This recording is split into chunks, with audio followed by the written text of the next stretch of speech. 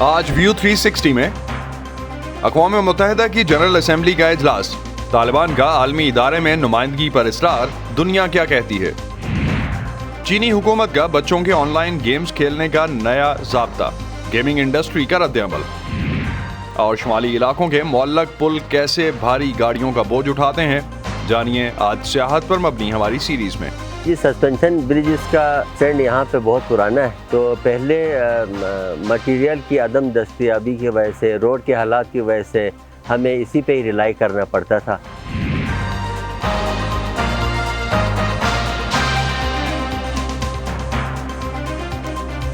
Voice of امریکہ کے Washington studios میں آپ سب کو خوش آمدید۔ آپ دیکھ رہے ہیں پروگرام ویو 360 اور میں ہوں اسد اللہ خالد۔ آج اقوام متحدہ کی جنرل اسمبلی کے 76ویں اجلاس کا آخری دن ہے۔ کووڈ کی عالمی وبا کی وجہ سے اس سال بھی دنیا کے زیادہ تر عالمی رہنما نیو یارک آ کر اس اجلاس میں شریک نہیں ہو سکے۔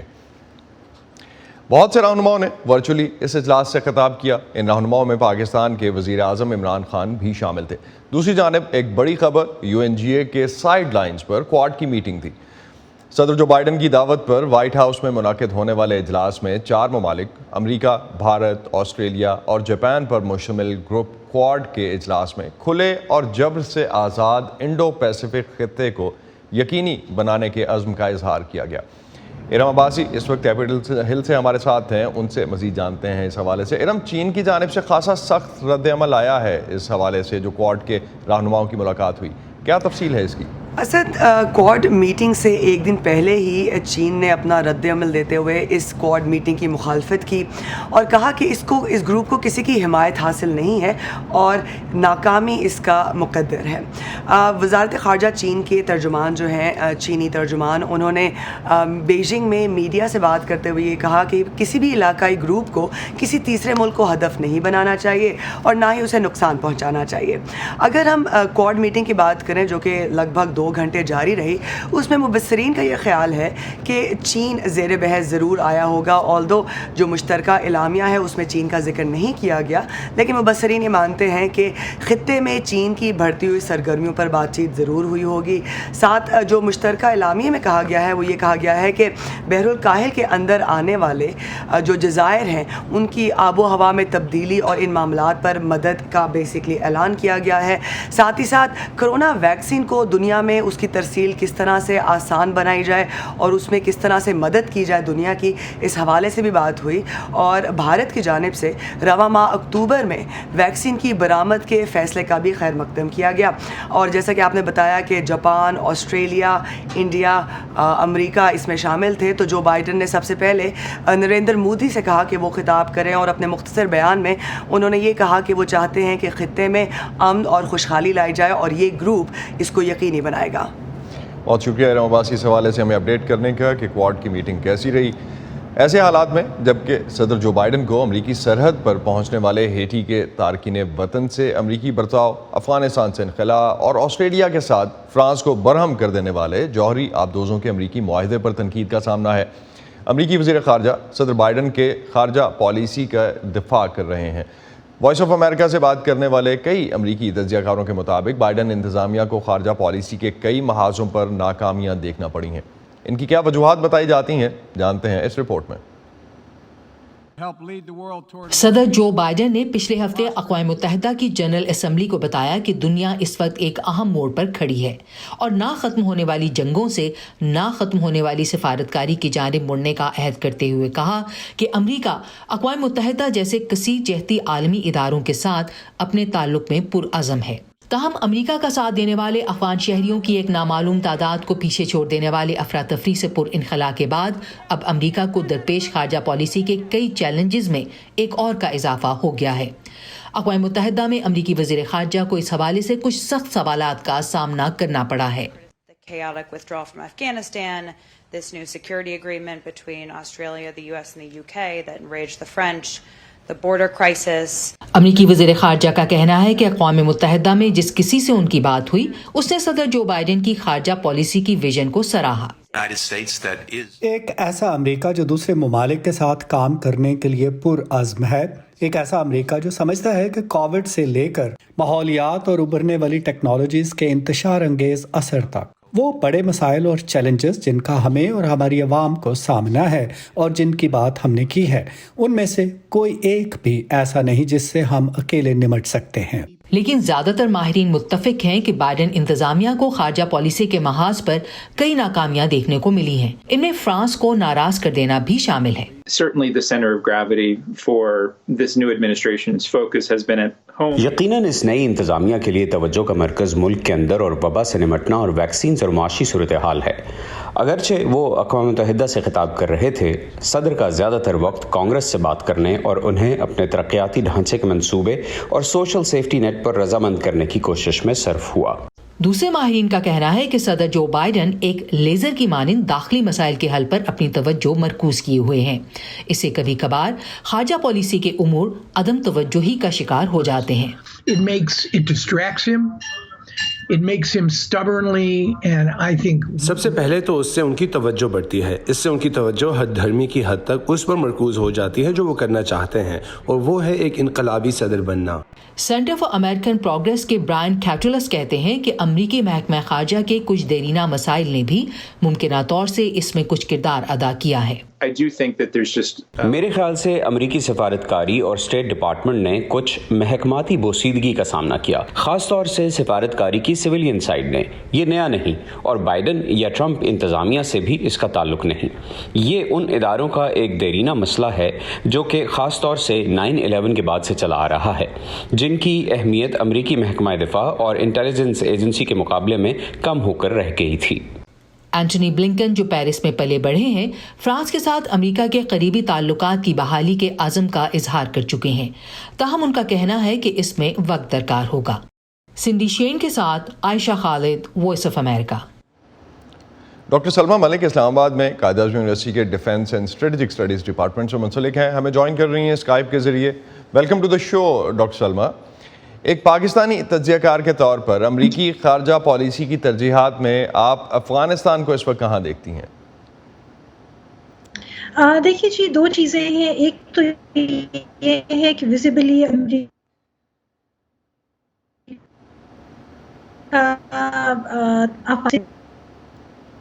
اور جو اس کی ریکوائرمنٹ تھی ایگزٹ کرنے کی، تو وہ امریکہ نے ٹائم اینڈ اگین اپنی بہت کلیئر کی ہیں، اور پریزیڈنٹ بائیڈن نے بھی اپنے بیانات میں کہا ہے کہ سونر اور لیٹر ہمیں یہاں سے نکلنا ہی تھا، اور جو مسائل افغانستان کو فیس آ رہے ہیں وہ ان کو آنے ہی تھے۔ However, having said that, جو ایک چیز ہم دیکھتے ہیں کہ امریکہ کا وہاں سے ایگزٹ کر جانے کے باوجود اب امریکہ کا اس خطے میں انخلا ایک اور طریقے سے ہے، وہ ہے چائنا سینٹرک انخلا اور چائنا سینٹرک اپروچ۔ اور یہ 20 سال میں جو کا ایک ہے اسیسمنٹ کہ کوڈ کے ذریعے اور انڈیا کے ساتھ جو اسٹریٹجک پارٹنرشپ ہے اس کے ذریعے امریکہ نے اپنی ایک پراکسی تیار کرنے کی کوشش کی ہے۔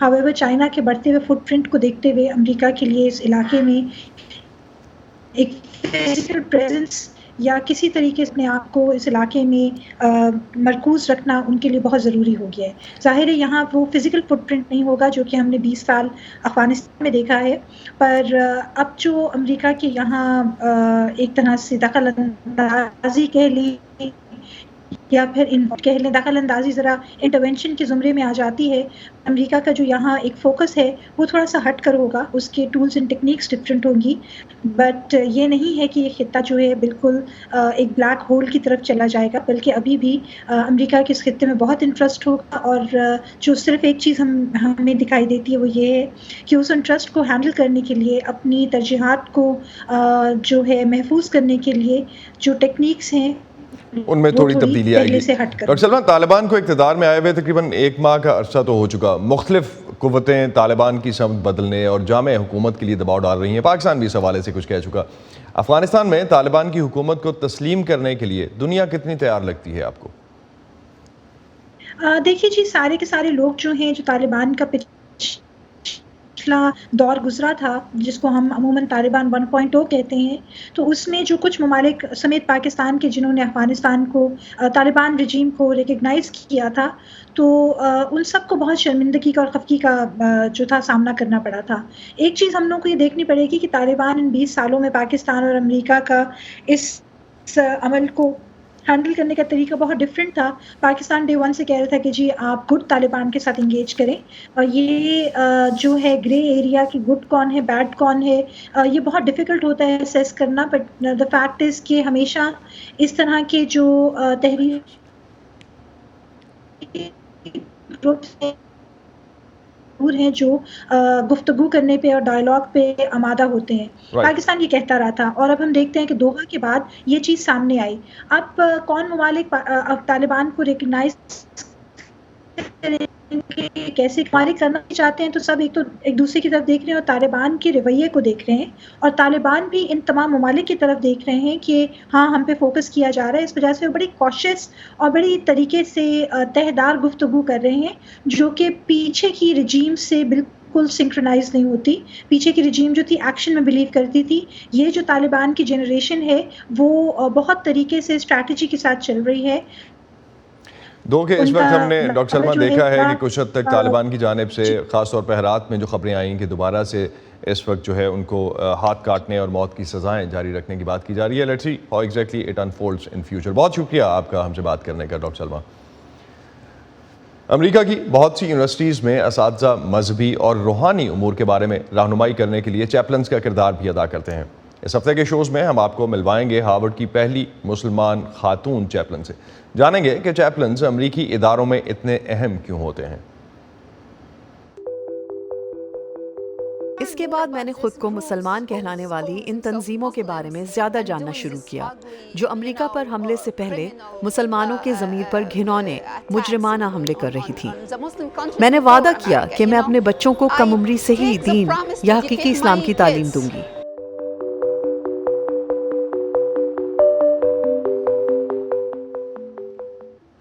आपने कभी कोई ऐसा स्टोर देखा है जिसमें ज़रूरत की हर शय हो लेकिन कैश काउंटर पर कोई मौजूद ना हो? किसी चीज़ की अदायगी के लिए भी आपको पेमेंट ना करनी पड़े, कोई चीज़ आपको परचेज़ ना करनी पड़े। अमरीकी दारुल हुकूमत वाशिंगटन के करीब एक ऐसी ही दुकान है। वुमेन गिविंग बैक नामी एक गैर मुनाफा बख्श इदारा, जो कि माली मुश्किलात या तशद्दुद से बचने के लिए अपने घर छोड़ने पर मजबूर होने वाले ख़वातीन और बच्चों के लिए काम कर रहा है। ये इदारा कैसे इन अफराद की मदद करता है, आइए जानते हैं इस रिपोर्ट में।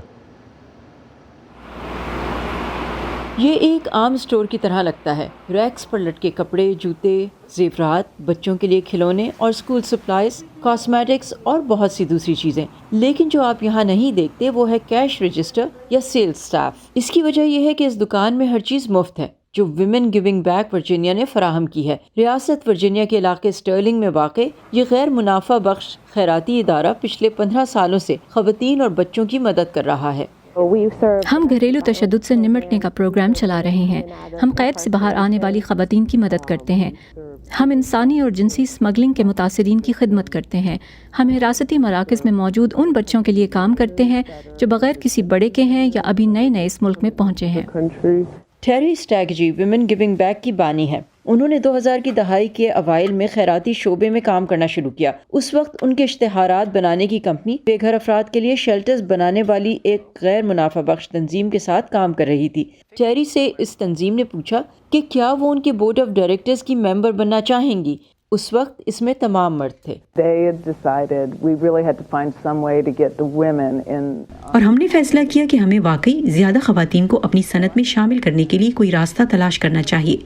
चुनांचे मैंने बाहर जाकर बहुत सी मुख्तलिफ पनागाहों और इदारों का इंटरव्यू किया और पूछा हम क्या कर सकते हैं। मर्द तो जिस्मानी मुशक्क़त पर मबनी मदद दे रहे थे और हम इन सब ख़वातीन को किस काम का इख्तियार दे सकते हैं, और उन सब ने कहा हमें कपड़ों की ज़रूरत है। पहले उनका काम घर के गराज से अशिया फ़रोख्त करने से मिलता जुलता था, सिर्फ ये कि ये हर माह बिला नागा मुनक्किद होता था। लेकिन जल्द ही तलब इतनी बढ़ गई कि इसे वसअत देनी पड़ी और एक ऐसी मुस्तकिल इमारत की तलाश करनी पड़ी जो इस इदारे का घर बन जाए। हमने इसे एक बुटीक की तरह बनाया, लिहाजा जब ख़वातीन यहाँ आती हैं तो उन्हें लगता है कि वो खरीदारी कर रही हैं, ना कि खैरात ले रही हैं। लेकिन यहाँ सब कुछ मुफ्त है, इन्हें किसी भी चीज़ के लिए अदायगी नहीं करनी पड़ती और हमारे रज़ाकार यहाँ चीज़ें इंतखाब करने में इनकी मदद करते हैं। हम इनके लिए मलबूसात के इंतखाब में मदद करते हैं। दुकान में हर वो चीज़ है जो किसी बाकायदा स्टोर में होती है। मौसमी सेल्स, हैलोवीन का सामान, फैंसी प्रॉम ड्रेसेस और स्कूल का सामान। ये प्राइमरी स्कूल की सतह के बैग्स हैं। हमारे रज़ाकारों ने पहले ही उन्हें बच्चों के स्कूल के लिए ज़रूरी अशिया से भर दिया है। अमले में सिर्फ 3 लोग हैं और 4000 से ज़ायद रज़ाकार मदद करते हैं। हर सारिफ 50 अशिया तक ले सकता है। इस प्रोग्राम ने मेरी बहुत मदद की, जज्बाती और ज़हनी तौर पर। इसने मेरा कुछ बोझ हल्का कर दिया। जेन हैस एक साबिका सारिफ और 3 बच्चों की माँ हैं जिन्हें घरेलू तशद्दुद का सामना करना पड़ा। आज वो विमेन गिविंग बैक एम्बेसडर और एक एक्टिविस्ट हैं। मैं मकामी हाई स्कूल्स में तकरीरें करती हूँ, दीगर फलाही तंजीमों के लिए खिताब करती हूँ। मैं अपने घर से चंदा जमा करने का काम करती हूँ। आज विमेन गिविंग बैक अपने नए स्टोर के लिए एक नई इमारत की तलाश में है क्योंकि ये जगह अब तंग पड़ रही है। और अगरचे अतियात का सिलसिला रुका नहीं, मगर अफसोस की बात यह है कि यहाँ मदद लेने के लिए आने वाली ख़वातीन और बच्चों की तादाद में कोई कमी नहीं आई है। मैक्सिम मस्कलकोव के साथ सबा शाखान, वॉइस ऑफ अमेरिका। दुनिया भर की अहम खबरों और उन पर तज्जियों के लिए आप आ सकते हैं हमारी वेबसाइट urduvoa.com पर। ये सारा कंटेंट आपको मिलेगा हमारे सोशल मीडिया प्लेटफॉर्म्स पर भी, facebook.com/voaurdu, ट्विटर और इंस्टाग्राम पर हमारा हैंडल है @urduvoa। चीन को दुनिया की सबसे बड़ी वीडियो गेम की मार्केट समझा जाता है। हाल ही में चीन ने बच्चों और नौजवानों पर ऑनलाइन गेमिंग के असरात को रोकने के लिए नए कवानीन मुतारिफ करवाए हैं। नए ज़वाबित के तहत खिलाड़ी जुमा, हफ्ता और इतवार को सिर्फ एक घंटा ऑनलाइन गेम्स खेल सकेंगे। चीनी हुकूमत की तरफ से बच्चों के ऑनलाइन गेम्स खेलने पर ताज़ा पाबंदियों के बाद गेमिंग की आलमी सनत इस सोच में पड़ गई है कि अब आगे वो अपना सर्वाइवल कैसे रखेंगे। मज़ीद जानते हैं इस रिपोर्ट में। हफ्ते में सिर्फ 3 घंटे वीडियो गेम खेलना, ये है चीन में 17 साल और उससे कम उम्र के गेमर्स के लिए नया कानून। आलमी गेमिंग इंडस्ट्री इस सोच में मुब्तला है कि इन पाबंदियों के तवील मुद्दत के दौरान असरात क्या होंगे। ये कुछ ऐसा है कि किसी ने जोर से लगाम खींची हो और हम ये देखने के मुंतजिर हैं कि जब घोड़ा भागना शुरू करेगा तो क्या होगा।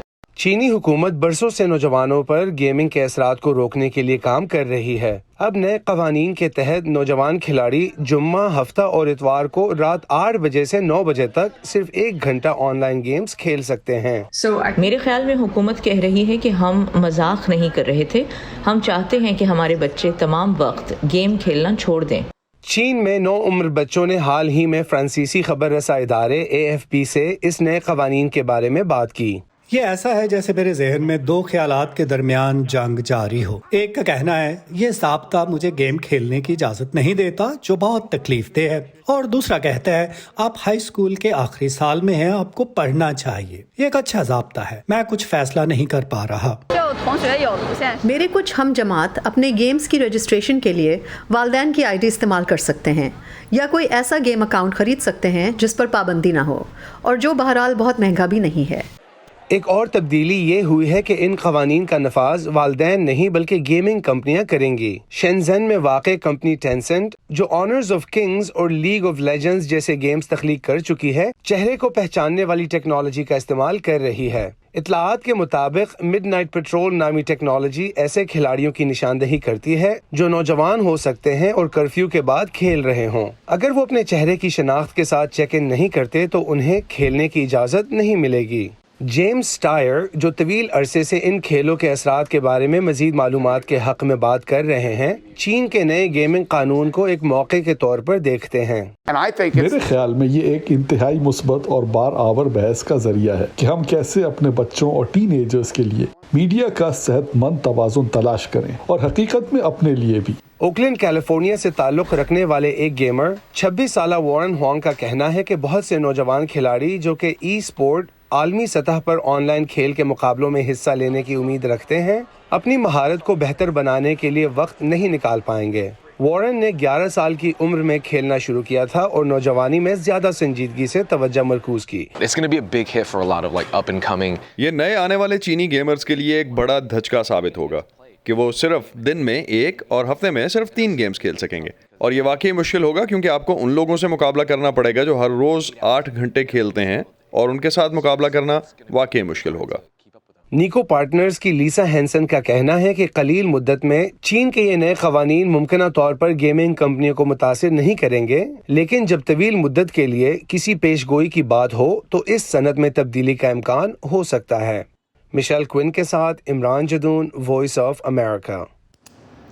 اور شو کے آخر میں چلتے ہیں شمالی علاقہ جات۔ اگر آپ پاکستان کے شمالی علاقوں کی سیر کر چکے ہیں تو آپ نے رسوں سے لٹکے ہوئے پل تو لازمی دیکھے ہوں گے، اور شاید ہوا میں معلق ان جھولتے ہوئے پلوں پر گاڑی چلاتے ہوئے آپ کو ڈر بھی لگا ہو، لیکن انہیں بنانے کی وجہ ہے کیا یہاں کانکریٹ کے پل نہیں بن سکتے تھے؟